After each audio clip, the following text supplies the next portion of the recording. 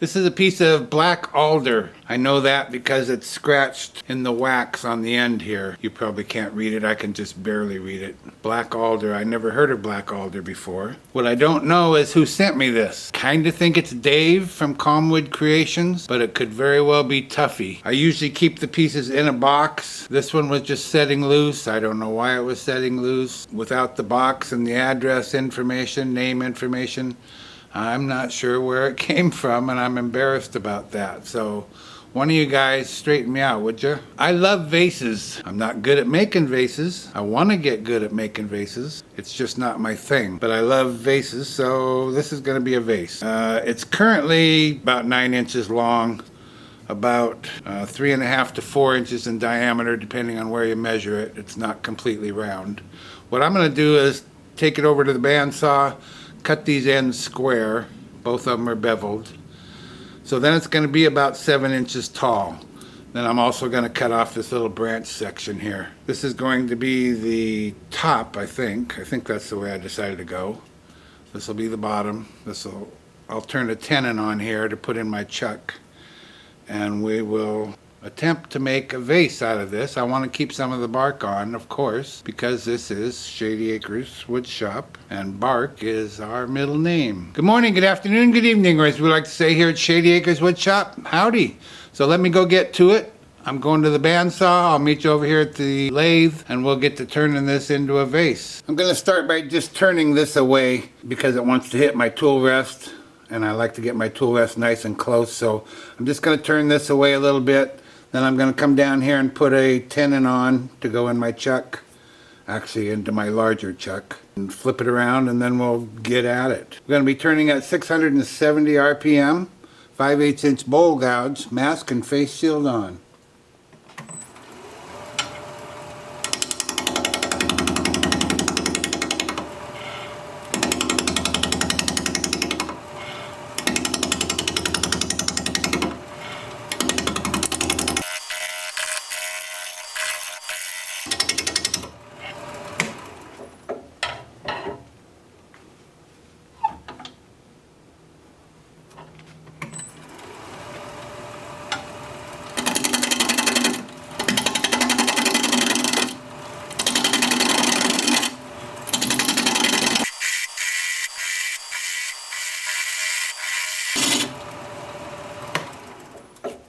I'm going to switch to a Skew chisel.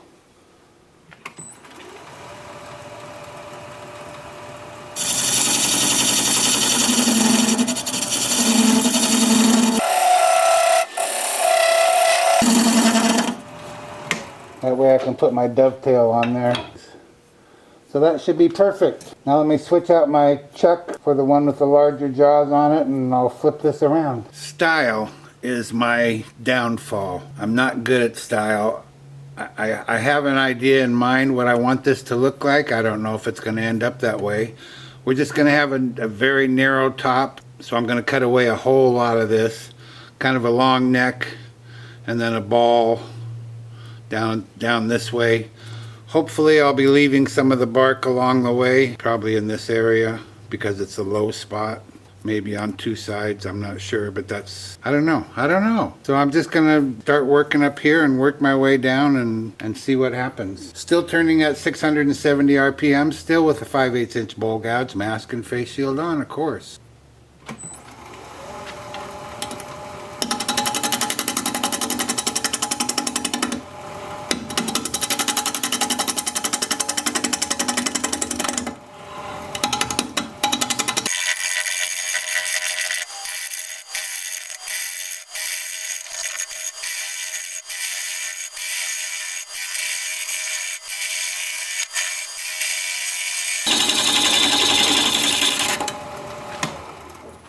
Well, I'm having a problem and I know what it is. I need to clean up my tool rest. I think that's barely in camera shot, but I need a little space here.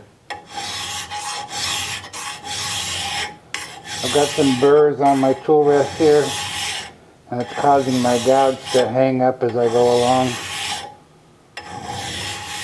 That's my story, and I'm sticking to it. Could be me, but I don't think so. Then I like to just follow up with some 600 grit. Smooth that out real nice. And now, if I have any problems, I know it's me and not my tool rest. We'll get back at it.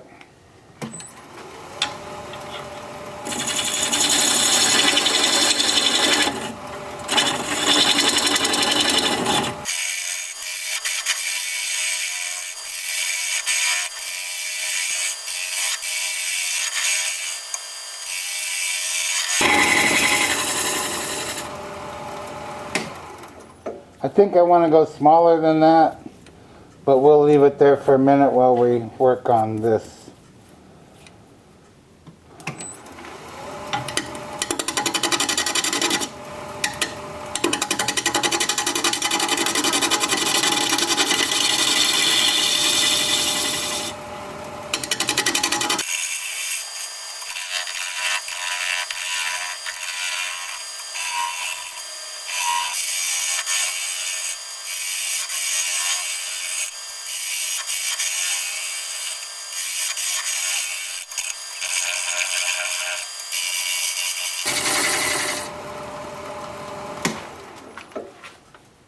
I'm going to use my parting tool now to mark the point where I want to cut this off when I'm done.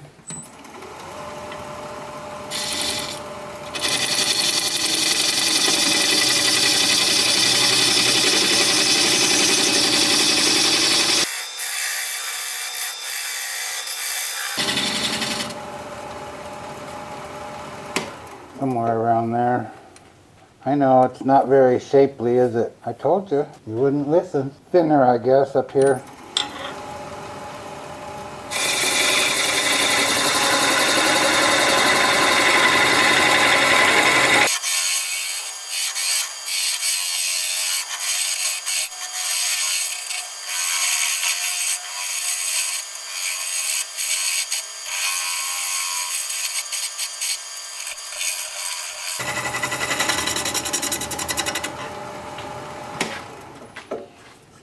I guess thinner still. I'm going to switch to a 6-inch tool rest so I can get in here closer. I think I still want to go thinner here, but this is too big. Even if I go thinner here, well, that makes it even bigger.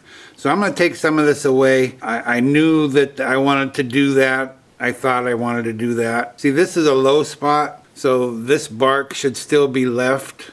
Well, everything else might come away. I just don't like what we got going on here. This looks like a smokestack for one thing. It doesn't look like a vase. And I'll work on that, but I think this needs to be smaller and rounder maybe.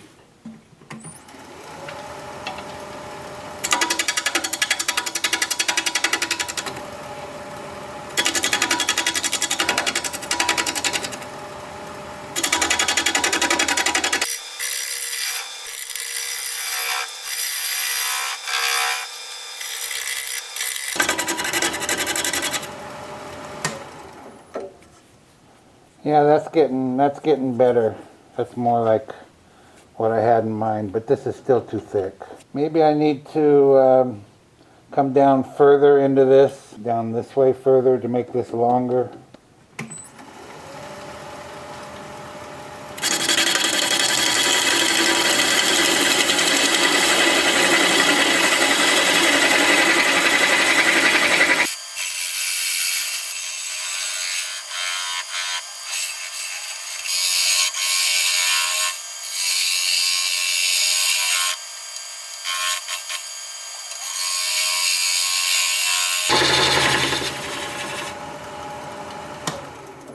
And now we're getting somewhere. We got a nice knot, nice bark inclusion. I could probably stop right there. Probably should before I screw it up, huh? See if I can finesse a little bit more style out of this. I don't know how.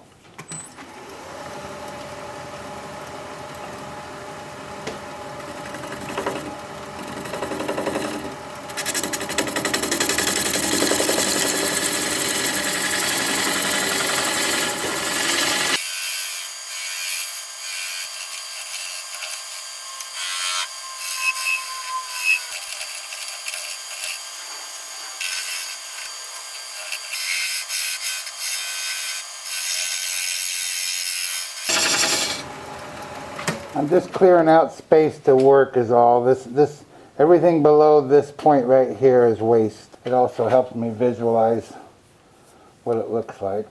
I'm going to switch to a 1/2 inch gouge, still sticking with bowl gouges. I realize this is a spindle turning and there's such a thing as spindle gouges, and I have them. I just prefer bowl gouges. But this one's in need of sharpening, so I'll be right back. Well, I think I'm going to try, before I get to working down here, I'm going to try something I hardly ever do. I have this beading tool. I have used it before and it worked pretty well. I think I'm going to try and put a bead in right here, or here, somewhere around there. And I'm going to turn the speed up. I can get up to about 1300 now.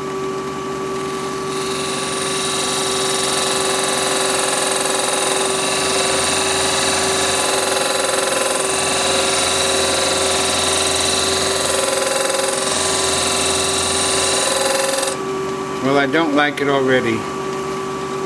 I should have gone with a smaller one.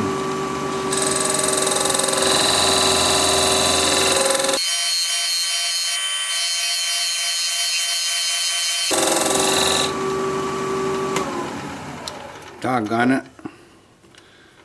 It's a nice bead, but it's just, I think it's too big, isn't it? Huh.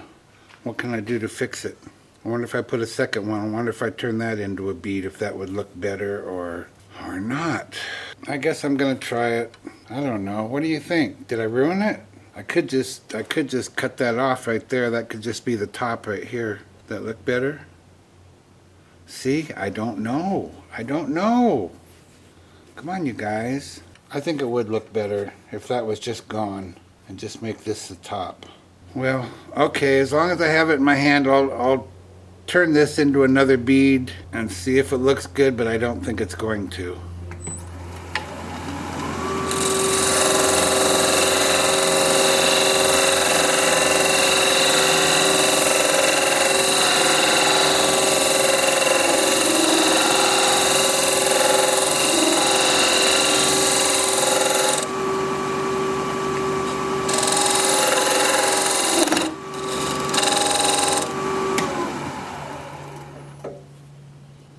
There's a crack right there also is the problem. That's what that chatter was. There's a crack in this one as well, but it's smaller down here than it is up here. Yeah, I don't think that looks good at all. Okay, I'm gonna cut it off right here. I think Phil made a whoopsie. Not the first time.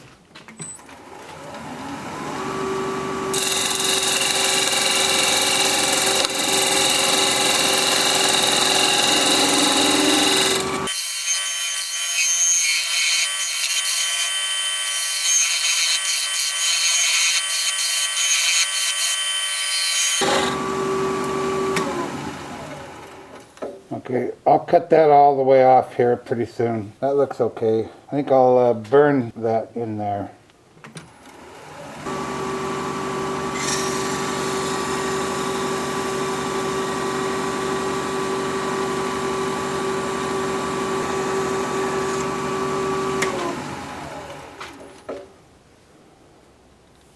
Yeah, that's okay. Definitely not what I had in mind. All right. Back down here to the bottom. I know you think I ruined it, don't you? I don't disagree.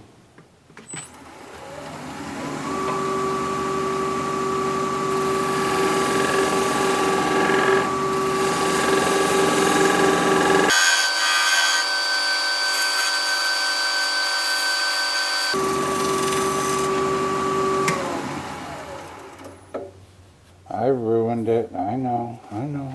Time for sanding. Well, I jumped the gun a little bit. I forgot I got to drill this out. So that's what we're going to do.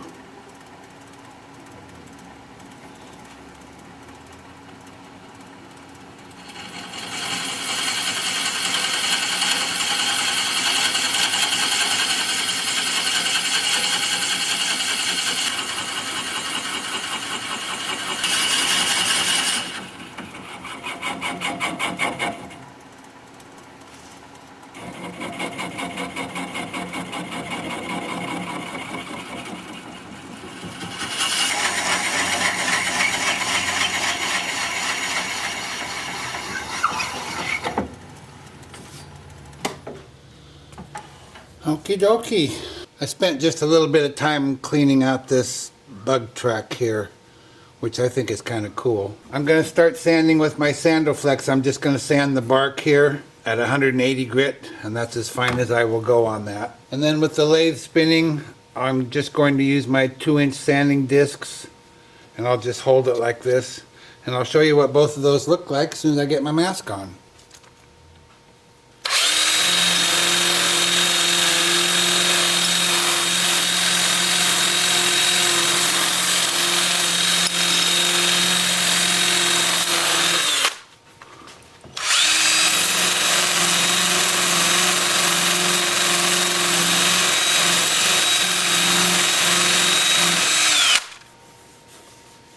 Yep, that's just about all it needs. It just cleans it up and smooths it out, and it feels much nicer now, but it still looks like bark. Then with the lathe spinning in reverse at about 350,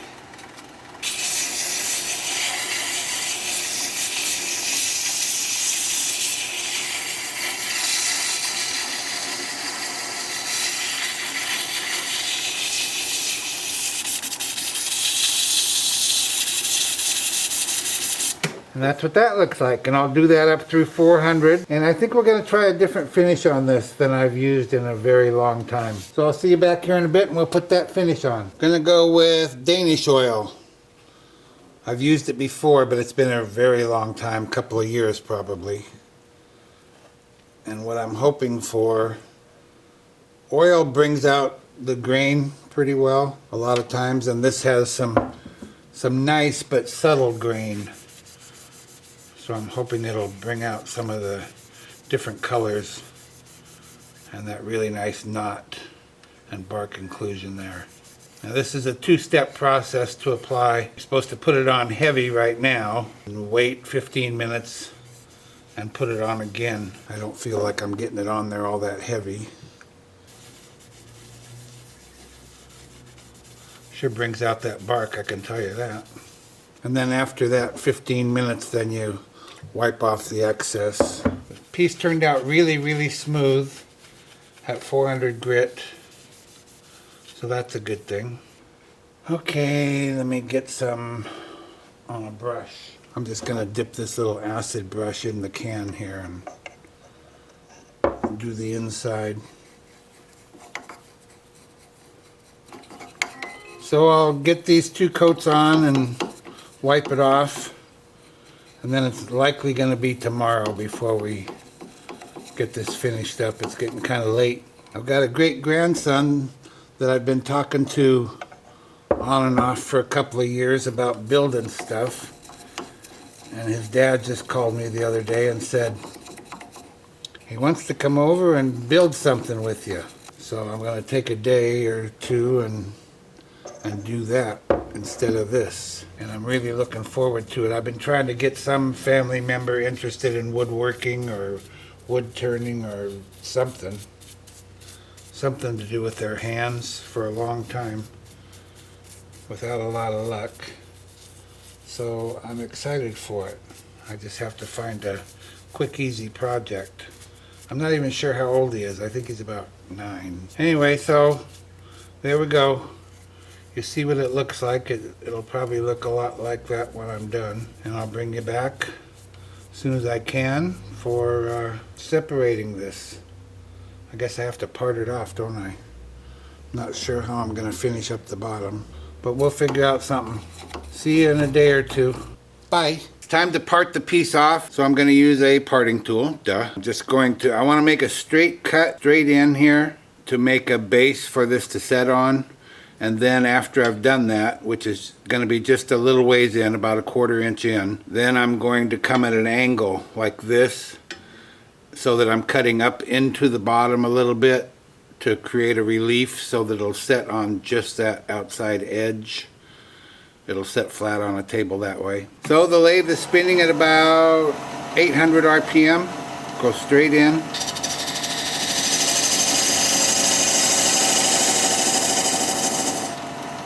About like that. Now I need to make some relief cuts here. So I've got some working room.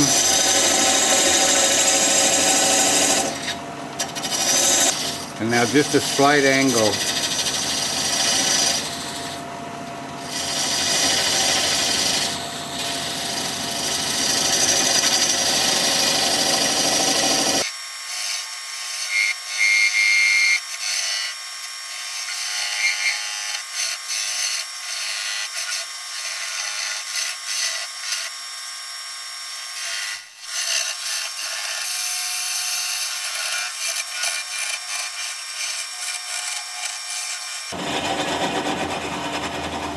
Now it's getting pretty small, so I'm going to turn the speed down about 400 RPM.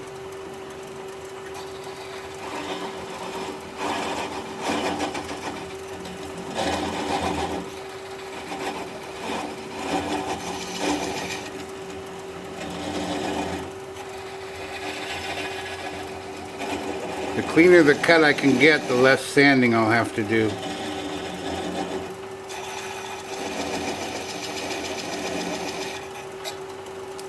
Now I'm just going to switch to my left hand for the parting tool, so I can take my right hand to hold the piece. So when it cuts through, I got a good hold on it. Might not be able to get it perfect.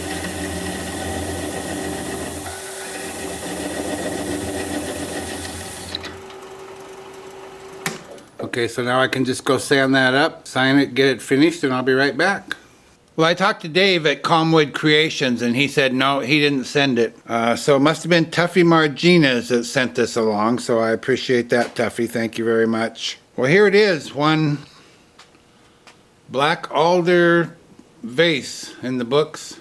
I have a video on how to make those flowers too, and they're really, really easy. I recommend if you want to make some gifty type things, those flowers are terrific for that. I'll say that I accomplished what I wanted with this bark on here, and the way I did that was I selected a branch section that had a bend in it, so it would have a low spot as it came around to the gouge. So the gouge was cutting away all of this, but it wasn't cutting away the low spot where the bark remains. And of course, to me, that's what makes this piece cool, if it's cool at all. I'm a little disappointed that I had to cut about, I don't know, half an inch off of it. But sometimes that's the way it goes if you're going to be silly and make mistakes. But it's kind of cool. Got that little bead around the top. Better than nothing, I guess. There's the bottom all finished up. I'm not much of a flower arranger. Actually, I grabbed these flowers out of another vase. Well, that's just the way it goes. Anyway, I know you can make this, and I know you can make it better than I did. So give it a go. Thank you, Tuffy Marginez, for sending this Black Alder along for all to enjoy. If you like this video, thumbs up please. I'd sure appreciate it. If you're a subscriber, thank you very kindly. I truly appreciate that. If you're not a subscriber, you might consider becoming one. I put out regular videos about one a week, and I'd like to keep in touch. An easy way to subscribe is just click my picture you see there near the end of the video. Your comments are always welcome, and I love reading them. So for now, this is Phil, Shady Acres Woodshop, signing off.